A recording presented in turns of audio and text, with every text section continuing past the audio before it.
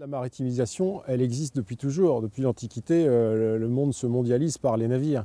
Aujourd'hui, le monde maritime, ça reste quelque chose d'extrêmement important dans l'économie mondiale. Et la France a de beaux atouts, mais elle peut encore les développer. Le contexte économique mondial, il est marqué par une croissance qui reste forte et qui suscite toujours du transport maritime et qui suscite toujours un besoin d'énergie. Alors il est certain qu'en ce moment, il y a un coup de canif sérieux tout de même dans les activités de l'offshore oil and gas du fait de la baisse du prix du baril, mais ça va repartir. On parle beaucoup des filières émergentes. En France, évidemment, il y a les énergies marines renouvelables. Il y a aussi tous les espoirs que suscitent les biotech. Maintenant, il faut que ça devienne créateur d'emplois d'une manière significative.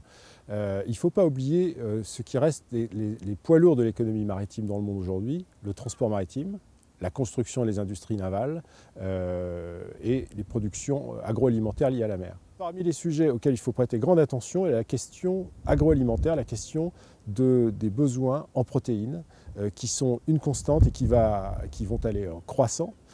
On sait que la pêche atteint des limites. À un moment donné, c'est la nature qui produit le poisson, ce n'est pas le pêcheur qui produit le poisson.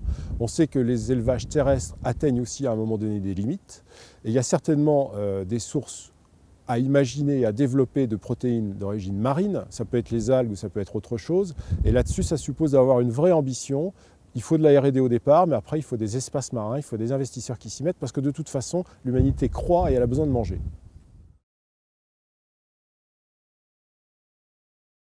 Le pôle mer Bretagne devenu pôle mer Bretagne Atlantique avec son jumeau pôle mer Méditerranée, le marin les suit depuis le début, hein, on les suit avec attention, avec intérêt et même enthousiasme parce que non seulement on voit dans ces pôles naître des projets qui peuvent certainement déboucher sur de belles réussites industrielles, c'est quand même l'objectif à un moment donné, mais surtout on sent que c'est un creuset d'enthousiasme autour de l'économie maritime et cet enthousiasme, cette foi dans le développement de l'économie maritime, c'est quelque chose dont la France a vraiment besoin.